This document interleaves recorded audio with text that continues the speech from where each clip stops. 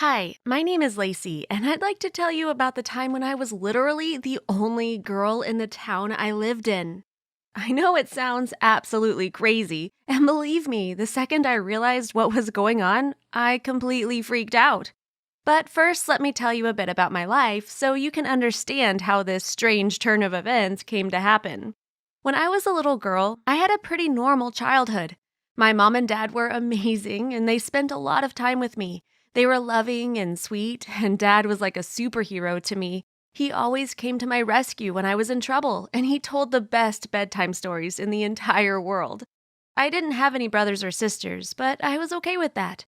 I liked mom and dad always pampering me instead of having to share their attention with siblings. That was until my dad passed away. Then I really did wish I had someone else other than my mom. I'm not saying this because my mom suddenly became mean or anything of the sort. Oh no, nothing like that. Mom was amazing. She worked so hard to provide for me and raised me the best she could. The problem was, Mom had to take on a new job when Daddy went away to heaven. She was a doctor, and though she made a good living, she spent too many hours outside the house. Dad was the one who stayed home and looked after me since he could work from home. So after he passed away, Mom had to adapt.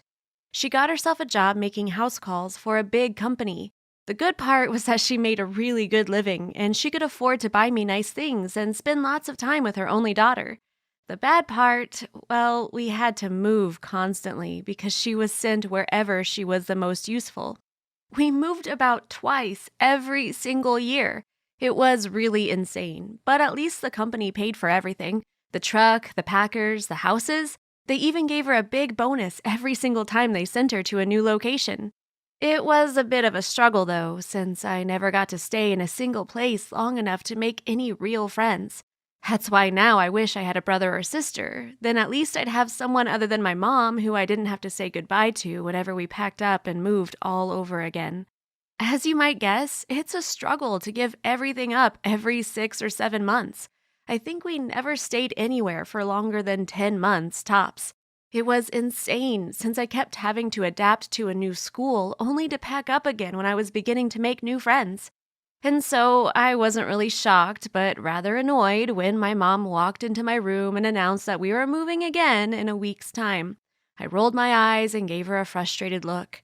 She explained that it was the best for us and that her company had offered her an amazing bonus to take on this new location. They didn't explain why the extra pay was so big, but it was juicy enough not to ask many questions. We would soon discover that she really should have inquired more about it because soon we'd find ourselves in a big mess. So, as usual, we began putting all our belongings in boxes. I was so good at it because of all the experience, so it took me just an hour or two. I texted all my friends over the following few days, and they had a big farewell party for me. I was really used to all those parties, and I didn't really enjoy them as much any longer. I wondered if I'd remain friends with any of them after a few months, and I knew that most likely the answer to that question was a big no. I mean, of all the people I've met over the years, I think I've only really stayed in touch with 4 or 5.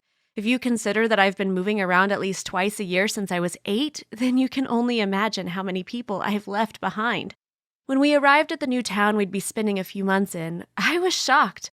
It was so small, like ridiculously small.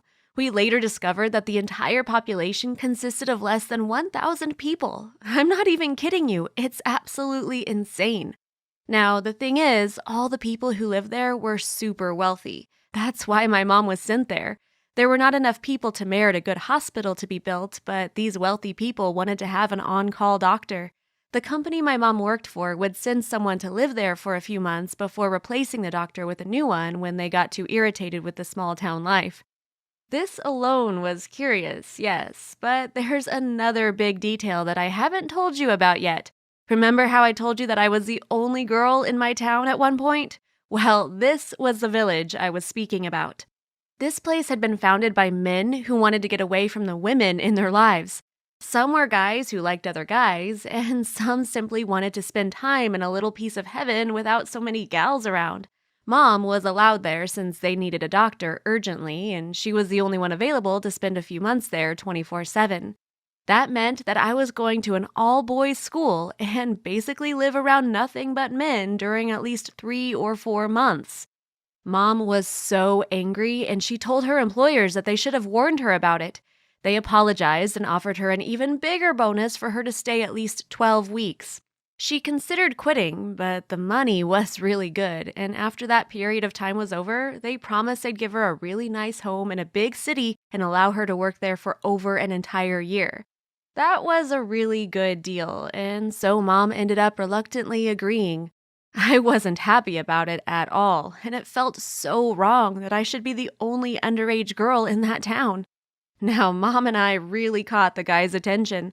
How could we not when we were literally the only teenage girl and adult woman in the whole town? The men over there dealt with a lot of stress of not having women around. Sure, they liked it in general, but it was still somewhat of a struggle from time to time. School was super awkward for me. You can't even imagine the looks I got from guys. I mean, all the students were so shocked that I was there to begin with. They rarely, if ever, saw a girl at all, except for when they traveled outside of the town. And for many kids at school, that was rarely ever. In my previous high schools, I wasn't the prettiest girl in my class, and guys rarely flirted with me. In this place, though, I was the hottest girl there. Well, that's just because I was the only girl there. But that's beside the point. The thing was, everyone wanted to date me since I was basically the only option. And teenage boys get really desperate to be with a girl when they only see one while traveling far from home. You bet my mom also struggled with her situation so much. Sure, many of the adult men were not into women at all, but others sure fancied her a lot. They liked having this place to stay away from women in general, but having a single one to date and have fun with seemed almost ideal. And my mom was not into being treated like a piece of meat in the marketplace. She rejected guys left and right, and I began doing the same. It was really uncomfortable having to say no over and over again, and some guys refused to understand that I wasn't interested. Some didn't even care, I think, and kept trying and trying. I've been kissed by force more than once, and it wasn't nice at all. I told my mom about it, and we spoke to the police officer in town, but he didn't really do much about it. It was just something that was just kind of expected to happen, you know? I wasn't happy about that at all, and I got so mad. Every time a guy came too close to me after that, I would get angry at them and step away. Going anywhere became a struggle. Every single time I went shopping at the market, I got stared at constantly, even by guys way older than I was. Remember that back then, I was only 17 years old. So yeah, having a creepy 50-year-old man staring at me wasn't funny or cute at all. It freaked me out so much. I was even kidnapped by a guy who became obsessed with me. He kept asking me out again and again. He wasn't a student at school, but he was almost my age, just 2 years my senior. He was the son of this super wealthy guy, and he believed that he was entitled to take anything he wanted to, no questions asked. Of course, I didn't accept it at all and freaked out when he dragged me into his car. He took me to his house and tried to get me to kiss him, but I flat out refused. He ended up letting me leave, and I called my mom immediately. This time around, the police officer did listen to our story and got worried. He went to speak with the guy and his father, and they agreed to move away in order to keep us from pressing charges. Since he hadn't harmed me and he claimed he was just trying to have a good time, I decided it was best if he just went far away and never bothered me again. Believe me, from that moment on, I became far more careful whenever I walked out the door. Eventually, I became good friends with one of the students in my class. His name was Richie, and he was so sweet. He never disrespected me or stared like I was a weird creature invading his town. That was such a relief, and after a while, we decided to start dating. This caused something of an issue at school since that meant I was unavailable. Being the only girl in town meant that there were no other possible gals for them to date. I didn't care about what they thought, though, and kept going on with Richie. Eventually, though, the company my mom worked for told her they were ready to give her the new position they had promised. It had been 4 months since we arrived. Now at least we'd be spending an entire year in a big city. The house they rented for us there was incredible, so there was a silver lining to everything. I was really looking forward to being around girls again. You can't even imagine. I was really sad, though, to have to leave Richie behind. He couldn't move away, though, and so we had one last date and shared our last kiss just before I got in the car.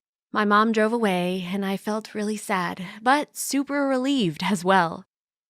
Mom managed to get a new job in the city, and we stopped having to move around so often.